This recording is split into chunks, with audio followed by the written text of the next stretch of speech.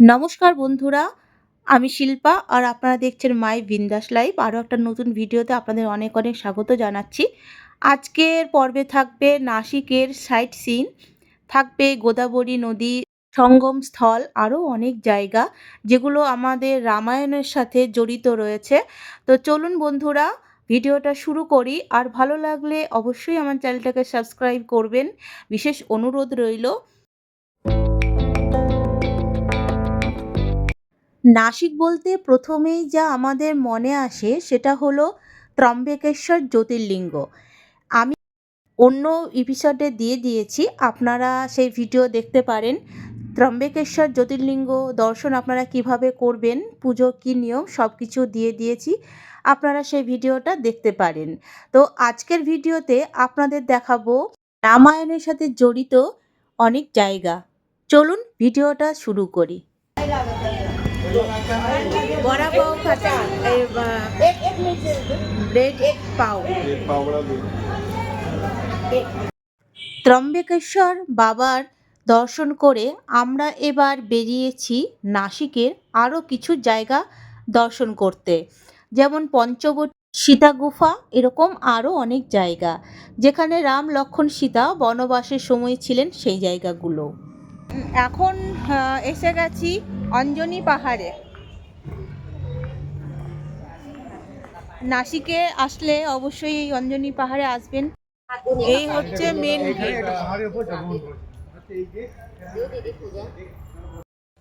এখানে বজরংবলী জন্মগ্রহণ করেছিলেন। তো আমাদের এই অনেক সিঁড়ি দেখতে পাচ্ছি, সিঁড়ি বেয়ে উপরে উঠতে হবে। তো চলুন উঠি আমরা আর দেখি কি আছে।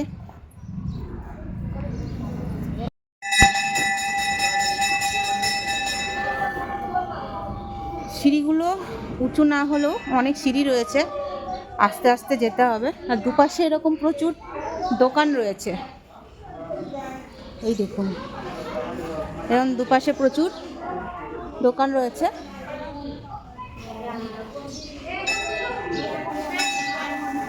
এরকম সব জিনিস রয়েছে প্রসাদের জন্য। এই যেখানে লাড্ডু পাওয়া যায়।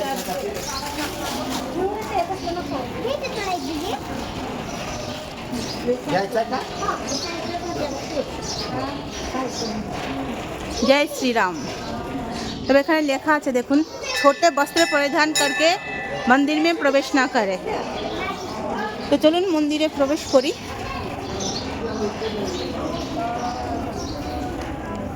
কথিত আছে অঞ্জনেরি গ্রামে হনুমানজির জন্ম হয়েছিল, যা নাসিক থেকে 20 কিলোমিটার দূরে। আর এই জায়গাটাই হচ্ছে অঞ্জনেরি। আর এই জায়গাটাকে বলা হয় অঞ্জনেরি পাহাড়। আপনারা এখান থেকে পাহাড়ে কিন্তু চড়তে পারেন। ওখানে আজও হনুমানজির পদচিহ্ন রয়েছে। তবে আমরা পাহাড়ে আর উঠিনি, এই মন্দিরটা দর্শন করে চলে এসেছিলাম। ওই উপরে রামায়ণ কাণ্ডের বিভিন্ন অধ্যায়ের এরকম ছবি করে দেওয়া আছে। আর পিলারগুলো দেখুন কি সুন্দর সাজানো। এই দেখুন রামায়ণের অনেক কাণ্ড এখানে আছে। এটা রামচন্দ্র, অযোধ্যার রামচন্দ্র। এখনও যাওয়া হয়নি আমাদের।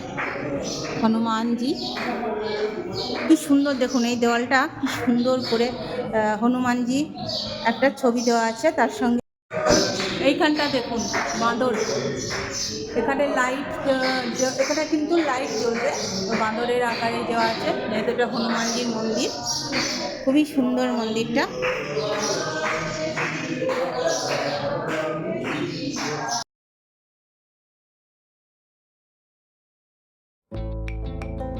এখান থেকে এই যে দেখুন, এখান থেকে হনুমানজির পিছন দিকটা, এই যে পাশে গদা আর লেজটা দেখুন কত বড়,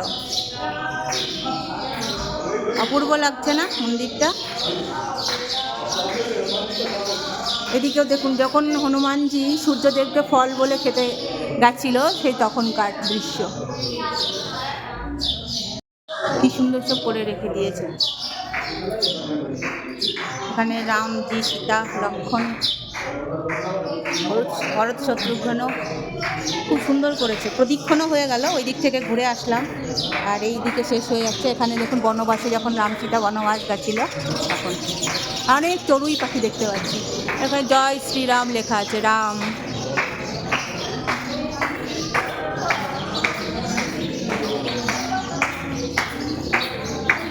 এই দেখুন আরও এখানে অনেক ছবি, চারিদিকে দেওয়াল জুড়ে ছবি রয়েছে। হনুমান চালিশা আছে, এই দেখুন।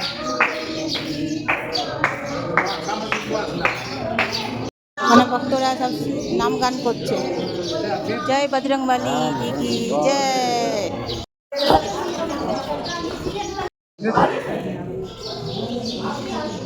খুবই সুন্দর মন্দিরটা।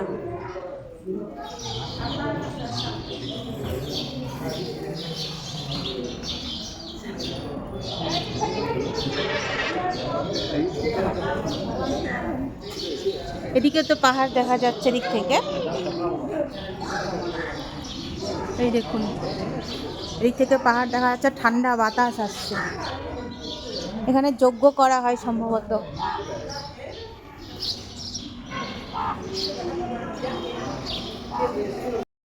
এইটা হলো গোদাবরী নদী, কালো জল, আর এখানে কুম্ভ মেলা হয়ে থাকে। এখানে লাস্ট কুম্ভ মেলা হয়েছিল 2015-16 সালে। পৌরাণিক কথা অনুযায়ী ব্রহ্মদেব 4 মুখে ভালো কথা বলে, অর্থাৎ বেদের কথা বললেও পঞ্চম মুখে তিনি শিবের নিন্দা করতেন। সেই জন্য মহাদেব সেই পঞ্চমুখটা শিরচ্ছেদ করে দিয়েছিলেন, এবং তিনি পরে গিল্টি ফিল করেন যে ব্রহ্মহত্যা পাপ লেগেছে তার। সেই জন্য নন্দী শিব ঠাকুরকে তখন উপদেশ দেন যে গোদাবরীতে স্নান করলে সব পাপ ধুয়ে যাবে। তখন মহাদেব এই গোদাবরীতে এখানে এসেই স্নান করেছিলেন এবং তার পাপ ধুয়েছিলেন। কুম্ভ মেলা হয়, সেই এখানে কুম্ভ মেলা হয়। এই পবিত্র স্থানে এসে সবার কেমন লাগছে বলো? খুবই ভালো, পবিত্র স্থান দর্শন করলে। হ্যাঁ, গোদাবরী। আর ওইদিকে যে লোকগুলো আছে তার ফটোটা নাও। পার্কিং জোনটা দেখুন, কত গাড়ি এসছে, প্রচুর গাড়ি এসছে। এবার আমরা দেখবো এদিকে বলছে বিশাল লাইন পড়েছে এবং ভিড়ও আছে। স্ট্যান্ডে, জুতো স্ট্যান্ডে এখানে জুতো রাখলাম। তো চলুন যাবো আমরা এখানে কালারাম মন্দির। কালারাম অর্থাৎ কালো রাম, একটি অজানা দেবতাকে উৎসর্গ করা আসল মন্দিরটি ছিল অনেক পুরানো। অনুমান করা হয় এটি 7ম থেকে 11 শতক পর্যন্ত রাষ্ট্রকূট যুগের ছিল। তবে রাম মূর্তিটি 2000 বছরেরও বেশি পুরনো বলে দাবি করা হয়। একটি উপাখ্যান অনুসারে প্রাথমিক তুর্কি আক্রমণের সময় দেবতার মূর্তিটি রক্ষা করার জন্য মন্দিরের ব্রাহ্মণরা গোদাবরী নদীতে ফেলে দিয়েছিলেন। নতুন মন্দিরটি একজন সর্দার রাঙ্গারাও অরেক্করের অর্থায়নে তৈরি হয়েছিল। 1788 সালের দিকে এটি পুনর্নির্মিত হয়েছিল। এও দাবি করা হয় যে অরেক্করের স্বপ্ন দেখিয়েছিল যে কালো রঙের রামের মূর্তিটি গোদাবরী নদীতে রয়েছে। তিনি মূর্তিটিকে পুনরুদ্ধার করার জন্য অভিযান চালিয়েছিলেন এবং সেটি পেয়েওছিলেন। অরেক্করে নদী থেকে মূর্তিটি নিয়ে মন্দির তৈরি করেন।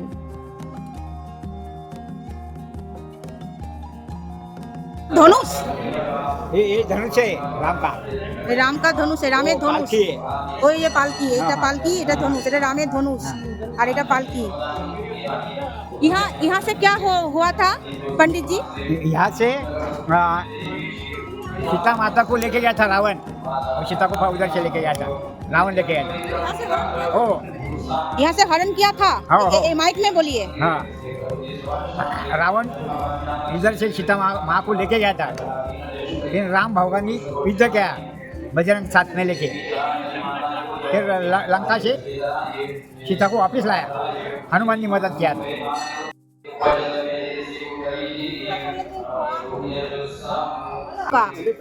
दत्त पादुका।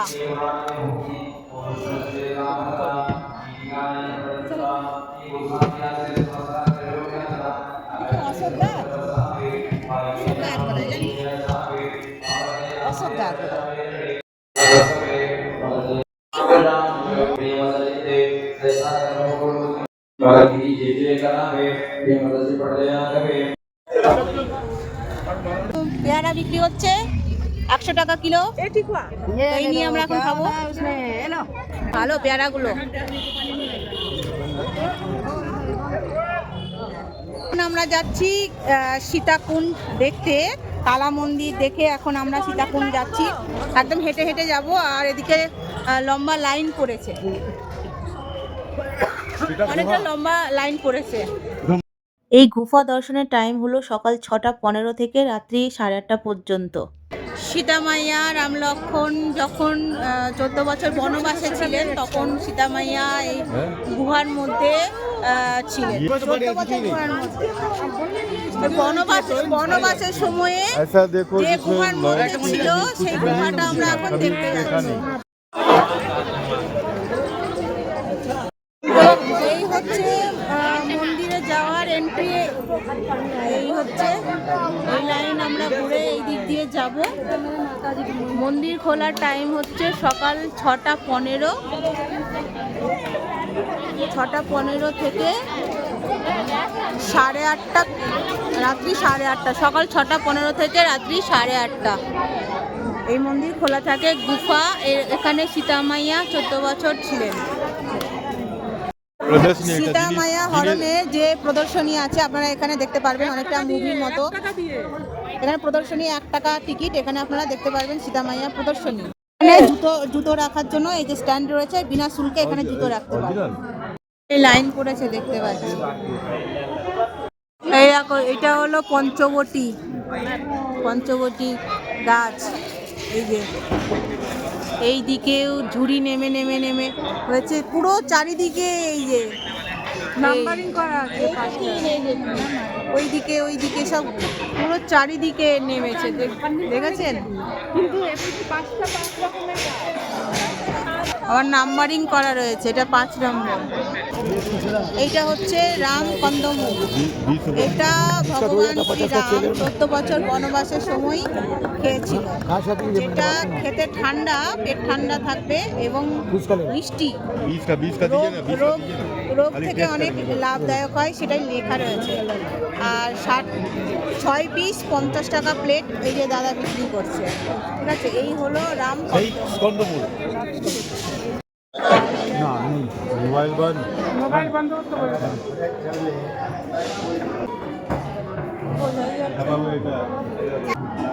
এত বড় আমি প্রথম দেখলাম।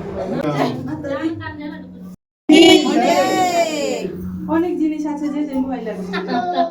আর ওখানে গুহা। জয় শ্রীরাম।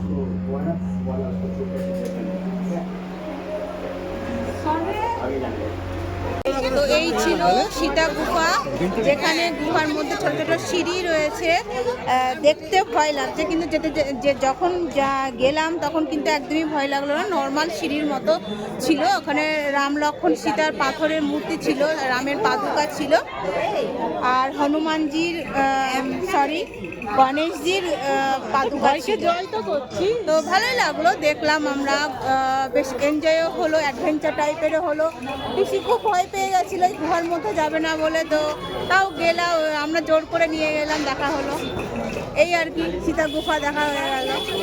জিনিস দেখলাম, দেখো এগুলো হলো গম থেকে, মানে এইগুলো ভাজা হয়েছে, নুন দিয়ে ভাজা হয়েছে।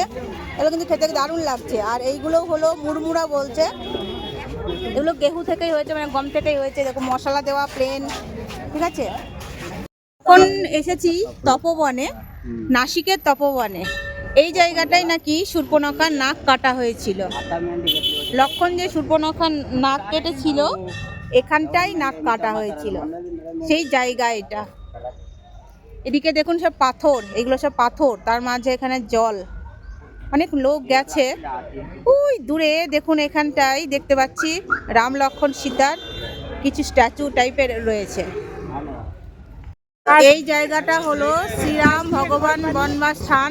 এই জায়গাটায় নাকি শ্রীরামচন্দ্র 1 বছর 13 দিন ছিলেন। বনবাসের সময় 1 বছর 13 দিন ছিলেন রামচন্দ্র। সীতামাইয়া ও লক্ষ্মণজি আসার আগেও এখানে কিন্তু অগস্ত্যমুনি ছিলেন। এই তপবনে এখানে রামচন্দ্র, মা সীতা আর লক্ষ্মণজি ছিলেন। মাতা রানী বনবাসে এসে এখানে পণ্য কুটির করে এখানে এইগুলাকে এখন পাঠাবে। আগে তো এরকম ছিল না, বাদ বাকি সব পাহাড় জঙ্গল যেরকম। এখানে পণ্য কুটির করে ছিলেন এ রাম লক্ষ্মণ সীতা।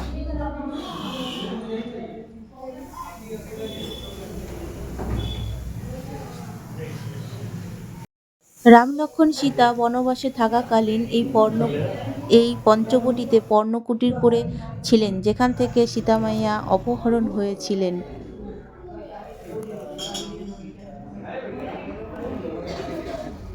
জয় শ্রীরাম।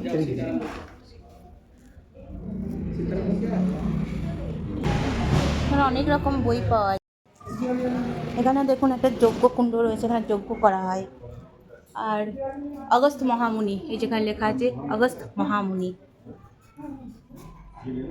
এখানে বড় ঠাকুরের একটা মন্দির রয়েছে। চলুন আপনাদের এই জায়গাটা একটু ঘুরিয়ে নিয়ে আসি। প্রচন্ড রোদ।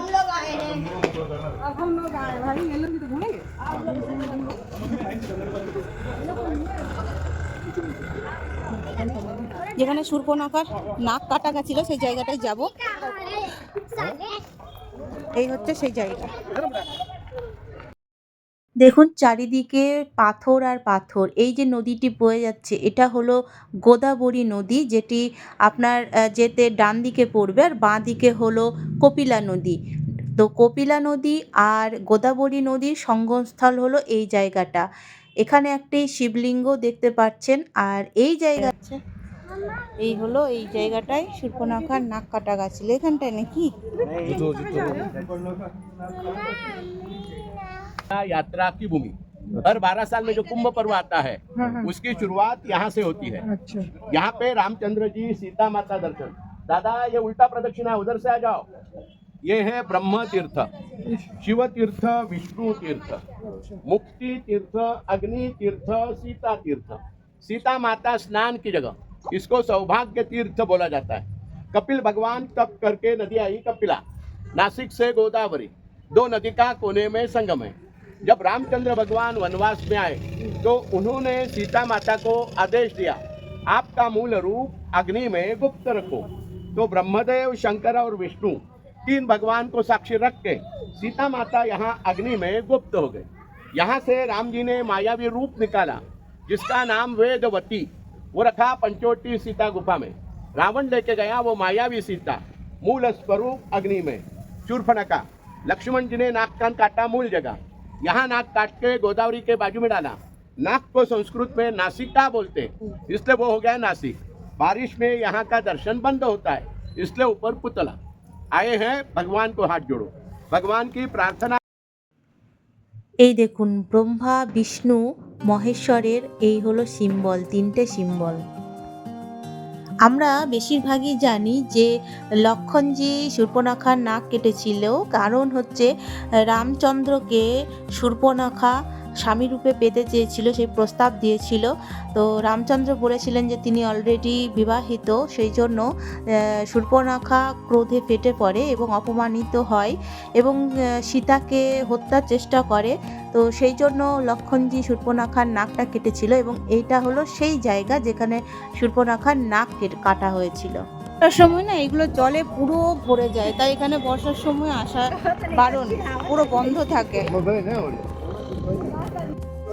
এইটা হলো সঙ্গম স্থল, এটা গোদাবরী আর কপিলা নদীর সঙ্গম স্থল। জল আসছে।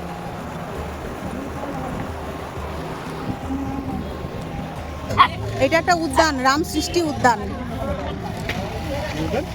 রাম সৃষ্টি উদ্যান। এই উদ্যানটার নাম রাম সৃষ্টি উদ্যান। এই দেখুন এখানে মারাঠিতে লেখা আছে, তো পড়তে তো পারছি না। তো এই হচ্ছে উদ্যান, মানে পার্ক, অনেকটাই জায়গা নিয়ে। তো সেরকম আর কিছু দেখছি না, এখানে একটা বিশাল রামের মূর্তি দেখছি। এন্ট্রি ফি লাগে না, ঠিক আছে। এটা হলো লক্ষ্মণজি মন্দির। এখানে লক্ষ্মণজির একটা মন্দির রয়েছে, এই যে এখানে লেখাই রয়েছে লক্ষ্মণজি মন্দির, ঠিক আছে। তো ঢুকতে এরকম রাম লক্ষ্মণ সীতা আর সব শত্রুঘ্নর আছে মূর্তি, আর এরকম একটা বড় গেট। এই মন্দির ঢুকতে এরকম এদিকে সব অনেক বইয়ের দোকান রয়েছে দেখতে পাচ্ছি। এই হচ্ছে মন্দির চত্বর, আর এখানে একটা অনেক বড় গণেশজির মূর্তি রয়েছে।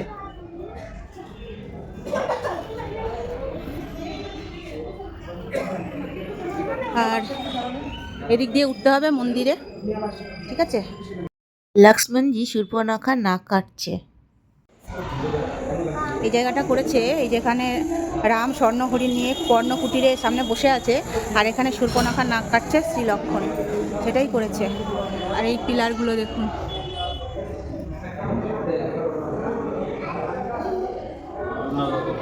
শ্রী লক্ষ্মণজি শেষনাগ অবতার। শ্রী লক্ষ্মণজি এখানে শেষনাগ অবতারের মূর্তি রয়েছে। এখানে মহাদেবজি রয়েছেন। এই হচ্ছে মন্দির, আর সামনে হনুমানজি হনুমানজি। এদিকে অনেক দোকান রয়েছে, আর এখানে রামায়ণের কিছু অংশ এখানে স্কাল্পচার হিসেবে তুলে ধরা হয়েছে। এই যে পর্ণকুটিরে রাম লক্ষ্মণ সীতা বসে আছেন, লক্ষ্মণজি অবশ্য পাহারায় আছেন। তারপরে এখানে সাবরী মাতা ওই যে কুল খাচ্ছিলেন না, সেই দৃশ্যটা। আর এইটা বুঝতে পারছি না কি, কোনো রাক্ষসকে বধ করছেন। আর এখানে এই যে স্বর্ণ হরিণ দেখাচ্ছেন।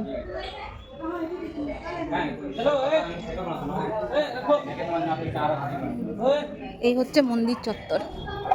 আমরা এই গাড়িটা বুক করেছিলাম, এই গাড়িটা আমাদের পুরো নাসিক ট্যুরটা করিয়েছে। 3500 টাকা টোটাল নিল, সব কিছু আমাদের দেখালো, তোমাদের সাথে তো শেয়ারই করলাম। এই ছিল আজকে আমার নাসিক ট্যুর। নাসিকের আমি যা দেখলাম আপনাদেরও তাই দেখালাম। আশা করছি আপনাদের এই ভিডিওটা একটু হলেও উপকারে লাগবে। তো চলুন বন্ধুরা, এই ভিডিওটা এখানে শেষ করলাম। নাসিকের পর্ব এখানে শেষ হলো। আবার আগামীকাল আরেকটা নতুন ভিডিও নিয়ে আসবো। ততক্ষণ পর্যন্ত সবাই খুব ভালো থাকবেন।